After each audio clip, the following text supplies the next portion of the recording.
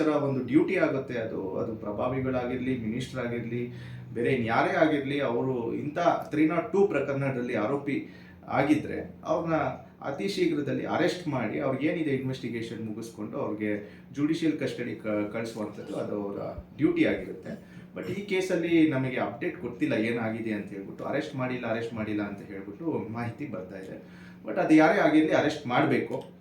ಬೇರೆ ಇತರೆ ಆರೋಪಿಗಳನ್ನ ಹೆಂಗೆ ಟ್ರೀಟ್ ಮಾಡ್ತಾರೆ ಅದೇ ರೀತಿ ಇವ್ರನ್ನೂ ಮಾಡಬೇಕು ಅಂತ. ಸರ್, ಒಂದು ರೀಸೆಂಟಾಗಿ ಒಬ್ಬ ರೌಡಿ ಶೀಟರ್ ಕೊಲೆ ಆರೋಪಿಯಾಗಿರುವಂಥ ಬೈರತಿ ಬಸವರಾಜ್ ಅವರು ಕೊಲೆ ಆರೋಪಿ ಅಂತ ಹೇಳ್ಬಿಟ್ಟು ಒಂದು ಇದರಲ್ಲಿದೆ. ಬಟ್ ಅವರು ಅರೆಸ್ಟ್ ಆಗಿಲ್ವಲ್ಲ ಸರ್, ಅದಕ್ಕೆ ಯಾವ ರೀತಿ ವರ್ಕ್ ಆಗುತ್ತೆ ಸರ್? ಅಂದರೆ ನೋಡಿ, ಮೆಟೀರಿಯಲ್ ಪ್ರಕಾರ ಇನ್ವಾಲ್ವ್ಮೆಂಟ್ ಇದ್ದರೆ ಅದು ಯಾರಾದರೂ ಆಗಿರಲಿ ಅರೆಸ್ಟ್ ಮಾಡಲೇಬೇಕು ಅಂತ ಹೇಳ್ಬಿಟ್ಟು ಕಾನೂನಿದೆ. ಸೊ ಅದ್ರ ಪ್ರಕಾರವಾಗಿ ಅರೆಸ್ಟ್ ಮಾಡಲೇಬೇಕಾಗಿ ಬರುತ್ತೆ. ಬಟ್ ಈ ಕೇಸಲ್ಲಿ ನಾವು ಕಳೆದ 3-4 ತಿಂಗಳುಗಳಿಂದ ಅಥವಾ 5 ತಿಂಗಳುಗಳಿಂದ ನೋಡ್ತಾ ಇದ್ದೀವಿ ಟಿವಿಗಳಲ್ಲಿ ಅವ್ರನ್ನ ಯಾರು ಪ್ರಭಾವಿಗಳು ಯಾರಿದ್ದಾರೆ ಅವ್ರನ್ನ ಅರೆಸ್ಟೇ ಮಾಡಿಲ್ಲ ಇದುವರೆಗೂ. ಅವರು 302 ಪ್ರಕರಣದಲ್ಲಿ ಒಬ್ಬ ಆರೋಪಿ ಆಗಿದ್ದಾರೆ. FIR ಅಲ್ಲಿ ಅವರ ಹೆಸರಿದೆ. ಸೊ ಇಂಥ ಕೇಸ್ಗಳಲ್ಲಿ ಮೆಟೀರಿಯಲ್ ಪ್ರಕಾರ ಇನ್ವಾಲ್ವ್ಮೆಂಟ್ ಇದ್ದರೆ ಬೇರೆ ಎಲ್ಲ ಆರೋಪಿಗಳನ್ನ ಯಾವ ರೀತಿ ಟ್ರೀಟ್ ಮಾಡ್ತಾರೆ ಅದೇ ರೀತಿ ಟ್ರೀಟ್ ಮಾಡಬೇಕಾಗಿ ನಾವು ವಿನಂತಿಸ್ಕೊಳ್ತೀವಿ. ಇನ್ನೂ ಒಂದು ನೋಡಿ, ಅವರು ಆರೋಪಿ ಇದ್ದರೆ ಈಗ ಅವರು ಮಿನಿಸ್ಟ್ರು ಅಲ್ಲದೆ ಬೇರೆ ಯಾರೇ ಜನಸಾಮಾನ್ಯರಾಗಿದ್ದರೆ ಯಾವ ರೀತಿ ಅವ್ರನ್ನ ಅರೆಸ್ಟ್ ಮಾಡಿ ಅವ್ರನ್ನ ಜುಡಿಷಿಯಲ್ ಕಸ್ಟಡಿಯಲ್ಲಿ ಇಟ್ಕೊಂಡು ಇದು ಮಾಡ್ತಾಯಿದ್ರು ಅಥವಾ ಇನ್ವೆಸ್ಟಿಗೇಷನ್ಗೆ ಬೇಕು ಅಂತ ಹೇಳ್ತಾಯಿದ್ರು. ಆಮೇಲೆ ಹೈಕೋರ್ಟ್ಗೂ ಸಹ ಈಗ ಒಂದು 2 to 3 ಡೇಸ್ ಬ್ಯಾಕ್ ಹೈಕೋರ್ಟ್ಗೂ ಸಹ ಸುಪ್ರೀಂ ಕೋರ್ಟ್ ಒಂದು ಸೂಚನೆಯನ್ನು ಕೊಟ್ಟಿದೆ, ಒಂದು ಜಡ್ಜ್ಮೆಂಟನ್ನು ಹೊರ ಹಾಕಿದೆ. ಅವರಿಗೆ ಅರೆಸ್ಟ್ ಪ್ರೊಟೆಕ್ಷನ್ ಯಾವುದೇ ರೀತಿ ಕೊಡಬಾರ್ದು, ನೀವು ಯಾರೇ ಆಗಿರಲಿ, ಅದು ಪ್ರಭಾವಿಗಳಾಗಿರಲಿ ಮತ್ತು ಯಾರೇ ಆಗಿರಲಿ ಅರೆಸ್ಟ್ ಪ್ರೊಟೆಕ್ಷನನ್ನು ಕೊಡಬಾರ್ದು ನೀವು ಅಂತ ಹೇಳ್ಬಿಟ್ಟು ಒಂದು ಜಡ್ಜ್ಮೆಂಟನ್ನು ಈಗ ರೀಸೆಂಟಾಗಿ ಒಂದು 2 to 3 ಡೇಸ್ ಬ್ಯಾಕ್ ಹೊರ ಹಾಕಿದೆ.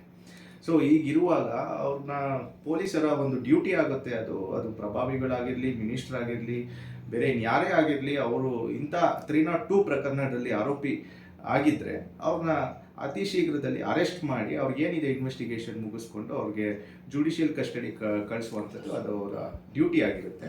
ಬಟ್ ಈ ಕೇಸಲ್ಲಿ ನಮಗೆ ಅಪ್ಡೇಟ್ ಗೊತ್ತಿಲ್ಲ ಏನಾಗಿದೆ ಅಂತ ಹೇಳ್ಬಿಟ್ಟು, ಅರೆಸ್ಟ್ ಮಾಡಿಲ್ಲ ಅಂತ ಹೇಳ್ಬಿಟ್ಟು ಮಾಹಿತಿ ಬರ್ತಾ ಇದೆ. ಬಟ್ ಅದು ಯಾರೇ ಆಗಿರಲಿ ಅರೆಸ್ಟ್ ಮಾಡಬೇಕು. ಬೇರೆ ಇತರೆ ಆರೋಪಿಗಳನ್ನ ಹೆಂಗೆ ಟ್ರೀಟ್ ಮಾಡ್ತಾರೆ ಅದೇ ರೀತಿ ಇವ್ರನ್ನೂ ಮಾಡಬೇಕು ಅಂತ ನಾನು ಹೇಳ್ತೀನಿ. ಈಗ ಸರ್, 302 ಕೇಸಲ್ಲಿ ಅಂದರೆ ಇಷ್ಟು ಜನ ಆರೋಪಿ ಅಂತ ಇರ್ತಾರೆ, ಅಷ್ಟು ಜನನು ಕೂಡ ಅರೆಸ್ಟ್ ಮಾಡ್ಬೋದು ಸರ್? ಇಲ್ಲಾಂದರೆ ಫಸ್ಟ್ ಮೇನ್ ಆಗಿರುವಂತಹ 2-3 ಜನ? ಇಲ್ಲ ನೋಡಿ, ಈಗ ಏನಾಗುತ್ತೆ 302 ಪ್ರಕರಣದಲ್ಲಿ ಈಗ ಒಂದು 17 ಜನ ಆರೋಪಿ ಇರ್ತಾರೆ, 20 ಜನ ಇರ್ತಾರೆ, ಅಥವಾ 10 ಜನ ಇರ್ತಾರೆ, 5-6 ಜನ ಇರ್ತಾರೆ. ಯಾರ್ಯಾರು ಇನ್ವಾಲ್ವ್ಮೆಂಟ್ ಇದೆ ಎಲ್ಲರನ್ನೂ ಸಹ ಅರೆಸ್ಟ್ ಮಾಡಬೇಕು ಅಂತ ಕಾನೂನು ಹೇಳುತ್ತೆ. ಹಾಗೇನೆ ಇವರು ಎಲ್ಲರನ್ನೂ ಅರೆಸ್ಟ್ ಮಾಡ್ತಾರೆ. ಈಗಾಗಲೇ ನಮ್ಮ ಹತ್ರ ಇರುವಂತಹ ಪ್ರಕರಣಗಳು, ಮರ್ಡರ್ ಪ್ರಕರಣಗಳಲ್ಲಿ ಡೈರೆಕ್ಟಾಗಿ ಇನ್ವಾಲ್ವ್ಮೆಂಟ್ ಇಲ್ಲದೆ ಇದ್ದರೂ ಸಹ 3-4 ವರ್ಷಗಳ ಕಾಲ ಅವರು ಒಳಗಡೆನೇ ಇದ್ದಾರೆ. ಅವರೆಲ್ಲರದು ಟ್ರಯಲ್ ಮುಗಿಸ್ಕೊಂಡು ಅವರು ಆಚೆ ಬಂದಿರೋದು, ಯಾರಿಗೂ ಸಹ ಬೇಲು ಸಿಕ್ಕಿಲ್ಲ. ಸೊ ಆದ್ದರಿಂದ ಅಂದರೆ 302 ಏನು ಹೇಳುತ್ತೆ, ಪನಿಷ್ಮೆಂಟ್ ಫಾರ್ ಮರ್ಡರ್. ಈಗ ಒಬ್ಬ ಯಾರೋ ಮರ್ಡರ್ ಮಾಡಿರ್ತಾನೆ, ಅಷ್ಟೂ ಜನ ಮರ್ಡರ್ ಮಾಡಲಿಕ್ಕೆ ಸಾಧ್ಯವಿಲ್ಲ.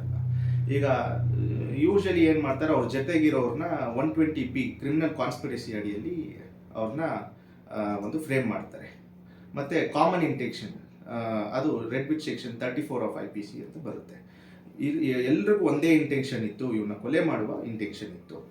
ಮತ್ತು ಕ್ರಿಮಿನಲ್ ಕಾನ್ಸ್ಪಿರಸಿ, ಇವರಲ್ಲಿ ಸೇರಿಕೊಂಡು ಇವರು ಕಾನ್ಸ್ಪಿರಸಿ ಮಾಡಿ ಸಾಯಿಸಿದ್ದಾರೆ. ಕೆಲವೊಬ್ಬರಿಗೆ ಬರೀ ಕ್ರಿಮಿನಲ್ ಕಾನ್ಸ್ಪಿರಸಿ ಮತ್ತು ಕಾಮನ್ ಇಂಟೆನ್ಷನ್ ಸೆಕ್ಷನ್ಗಳು ಇನ್ವೋಕ್ ಆಗಿರ್ತವೆ. ಅವರು ಕೊಲೆಯಲ್ಲಿ ಇನ್ವಾಲ್ವ್ಮೆಂಟ್ ಆಗಿರಲ್ಲ, ಹೊಡೆದಿರೋನು ಬೇರೆ ಯಾರೋ ಆಗಿರ್ತಾರೆ. ಆದರೂ ಸಹ ಅವ್ರಿಗೂ ಬೇಲ್ ಆಗದೆ ಇರುವಂತಹ ತುಂಬ ಉದಾಹರಣೆಗಳು ನಾನು ಕೊಡ್ತೀನಿ ನಿಮಗೆ. ಅವರು ಇನ್ನೂ ಸಹ ಜೈಲಲ್ಲಿದ್ದಾರೆ. ಅವರು ಯಾವುದೇ ರೀತಿ 302 ಪ್ರಕರಣದಲ್ಲಿ ಡೈರೆಕ್ಟಾಗಿ ಇನ್ವಾಲ್ವ್ಮೆಂಟ್ ಇಲ್ಲದೆ ಇದ್ದರೂ ಸಹ ಅವರು ಜೈಲಲ್ಲಿ ಇರುವಂಥ ಉದಾಹರಣೆ ನಮ್ಮಲ್ಲಿ ಸುಮಾರು ಸಿಗ್ತವೆ. ಸೊ ಆದ್ದರಿಂದ ಅವರು ಡೈರೆಕ್ಟಾಗಿ ಇನ್ವಾಲ್ವ್ ಆಗಿಲ್ಲದೆ ಇರಲಿ, ಅವ್ರ ಮೇಲೆ ಒಂದು ಸಸ್ಪೆಕ್ಟ್ ಇದ್ದರೆ ಅವ್ರನ್ನ ಅರೆಸ್ಟ್ ಮಾಡಿ ಏನು ಕಾನೂನಿನ ಪ್ರಕಾರ ಏನು ಮಾಡಬೇಕು ಅದು ಮಾಡಬೇಕು. ಅವ್ರು ಬೇಲ್ ತಗೊಂಡು ಆಚೆ ಬರಬೇಕು. ಸೊ ಎಲ್ರಿಗೂ ಮಾಡುವಂತಹ ಏನು ಇದು ಪ್ರೊಸೀಜರ್ ಮಾಡ್ತಾರೆ ಅದು ಮಾಡಬೇಕಾಗಿ ಬರುತ್ತೆ. ಬಟ್ ಈ ಕೇಸಲ್ಲಿ ಅದೇನೋ ಕಂಡು ಬರ್ತಾ ಇಲ್ಲ ನಮಗೆ. ಅಂದರೆ ಸರ್, ಪ್ರಭಾವಿ ಅನ್ನೋ ಕಾರಣಕ್ಕೆ ಈ ರೀತಿ ಆಗ್ತಾ ಇರ್ಬೋದಾ ಅಂತ? ಅದು ನೀವು ಪೊಲೀಸ್ ಅವ್ರಿಗೆ ಕೇಳಬೇಕು ಏನಂತ. ಅಂದರೆ ಪ್ರಭಾವಿ ಅನ್ನೋದು ಯಾಕಂದರೆ ಈಗ ದರ್ಶನ್ ಅವ್ರ ಕೇಸ್ ನೋಡಿದಾಗ ಅವರೊಬ್ಬರು ಒಂದು ರೀತಿಯ ಸೆಲೆಬ್ರಿಟಿ ಆಗಿರ್ಬೋದು, ಪ್ರಭಾವ ಆಗಿರ್ಬೋದು, ಆ ಇದರಲ್ಲಿ ತೋರಿಸಿರುವಂತಹ ಒಂದು ಈ ಇದರಲ್ಲಿ ಹಾಕಿಲ್ಲ ಅನ್ನೋ ಒಂದು ಮಾತು ಕೂಡ ಕೇಳಿಬರುತ್ತೆ ಸರ್.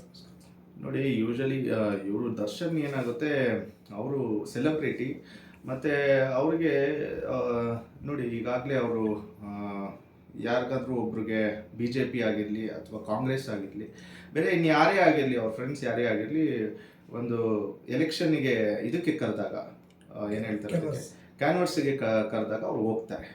ಸೊ ಆಬ್ವಿಯಸ್ ಆಗಿ ಏನಾಗುತ್ತೆ, ಆಪೋಸಿಟ್ ಪಾರ್ಟಿಯವರು ಇವರಿಗೆ ಒಂದು ಅಗೇನ್ಸ್ಟ್ ಆಗ್ತಾರೆ.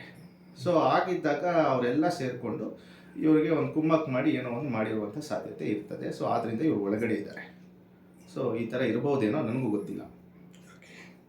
ಈಗ ಮಿನಿಸ್ಟರ್ ಅಥವಾ ಏನು ಒಂದು ಪ್ರಭಾವಿ ಆಗಿರೋದ್ರಿಂದ ಅಂದರೆ ಬಡವರಿಗೆ ಒಂದರೆ ಅಥವಾ ಒಂದು ಈ ನಮ್ಮ ಕಾನೂನಲ್ಲಿ ಎಲ್ಲರೂ ಕೂಡ ಸಮಾನರು ಅನ್ನೋ ಒಂದು ಮಾತಿದೆ ಸರ್.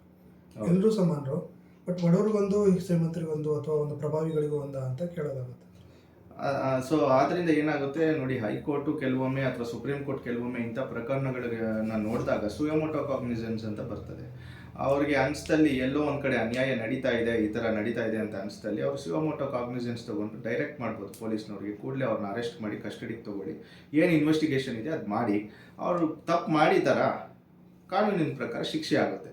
ತಪ್ಪು ಮಾಡಿಲ್ವಾ, ಬೇಲ್ ತೊಗೊಂಡು ಆಚೆ ಬರ್ತಾರೆ.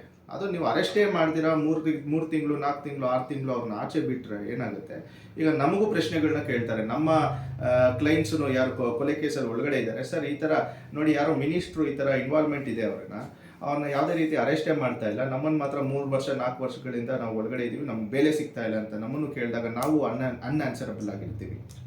ಈಗ ಸರ್, ಈಗ ಯಾವುದೋ ಒಂದು ಜಜ್ಮೆಂಟ್ ಬಂದಿರುತ್ತೆ, ಆ ಜಜ್ಮೆಂಟ್ನ ಇಟ್ಕೊಂಡೋಗಿ ನೀವು ಬೇರೆ ಬೇರೆ ರೀತಿಯಲ್ಲಿ ನೀವು ಕಾನೂನಾತ್ಮಕವಾಗಿ ಇದು ಮಾಡ್ತಾ ಇದ್ದೀರಾ. ಇದನ್ನ ಇಟ್ಕೊಂಡು ಬೇರೆಯವ್ರಿಗೆ ಬೇಲ್ ಕೊಡ್ಸೋದಾಗಿರ್ಬೋದು ಅಥವಾ ಅವ್ರನ್ನ ಹೊರತರೋದಾಗಿರ್ಬೋದು, ಆ ಥರ ಏನಾರು ಆಗುತ್ತಾ ಸರ್ ಇದರಲ್ಲಿ ಕಾನೂನಲ್ಲಿ? ಯಾವುದರಲ್ಲಿ? ಕಾನೂನಲ್ಲಿ ಈಗ ಯಾವುದೋ ಒಂದು ಜಜ್ಮೆಂಟ್ ಬಂದಿರುತ್ತೆ ಸರ್, ಆ ಜಜ್ಮೆಂಟ್ನ ಇಟ್ಕೊಂಡು ನೀವು ಕಾನೂನಾತ್ಮಕವಾಗಿ ಹೋರಾಟ ಮಾಡ್ತೀರಿ. ಯೂಶಲಿ ಅದು ನಾವು ಏನು ಮಾಡ್ತೀವಿ, ರಿಪೋರ್ಟೆಡ್ ಜಡ್ಜ್ಮೆಂಟ್ ಅಂತ ಕರಿತೀವಿ. ಸೊ ಆ ಥರ ಯಾವುದನ್ನ reported judgement, substantial question of law ಏನಾದರೂ ಅರೈಸ್ ಆಗಿದ್ದಲ್ಲಿ ಅದು ರಿಪೋರ್ಟ್ ಆಗುತ್ತೆ. ಸೊ ಅಂಥ ಜಡ್ಜ್ಮೆಂಟನ್ನು ನಾವು ಇಟ್ಕೊಂಡು ನಾವು ನಮ್ಮ ಆರೋಪಿಗೆ ಅದು ಏನಾದರೂ ಸಿಮಿಲರ್ ಅಫೆನ್ಸು ಅಥವಾ ಸಿಮಿಲರ್ ಪ್ರಕರಣ ಏನಾದರೂ ಅನಿಸಿದಾಗ ನಾವು ಅದನ್ನು ಮುಂದಿಟ್ಕೊಂಡು ಅದನ್ನು ಓದ್ಬಿಟ್ಟು ನಾವು ಬೇಲ್ ಕೊಡಬೇಕು ಅಂತ ಪ್ರೇಯರನ್ನು ಮಾಡ್ಕೊಳ್ಳುವಂಥ ಒಂದು ಇದಿರುತ್ತೆ. ಓಕೆ, ಅದೇ ರೀತಿ ಇದರಲ್ಲೂ ಕೂಡ ಆರೋಪಿಯಾಗಿರೋರು ಹೊರಗಡೆ ಇದ್ದಾರೆ, ನಮ್ಮ ಆರೋಪಿನ ಯಾಕೆ ಹಾಕಿದ್ದೀರಾ ಅನ್ನೋ ಒಂದು ಇದು ಬರಲ್ವಾ ಸರ್ ಅದರಲ್ಲಿ ಕಾನೂನಲ್ಲಿ? ನೋಡಿ, ಅದು ಈಗ ಏನಾಗಿದೆ ಸ್ಟೇಜು ಏನು ಇತ್ತಂತ ನಮಗೆ ಗೊತ್ತಿಲ್ಲದಿರ ನಾವು ಮಾತಾಡಬಾರ್ದು. Point number 1. ಇನ್ನೊಂದು ಅರೆಸ್ಟ್ ಆಗಿಲ್ಲ ಅಂತ ಹೇಳ್ತಾ ಇದ್ದಾರೆ. ಸೊ ಇದು ಯೂಶಲಿ ಒಂದು ಯಾವುದನ್ನ ಒಂದು ಜಡ್ಜ್ಮೆಂಟು ಹೊರ ಬರಬೇಕದು ಹೈಕೋರ್ಟ್ನಿಂದ ಆಗಲಿ ಅಥವಾ ಬೇರೆ ಯಾವುದನ್ನ ಒಂದು ರಿಟ್ ಕೋರ್ಟ್ಸಿಂದ ಆಚೆ ಬರಬೇಕಾಗಿ ಬರುತ್ತೆ.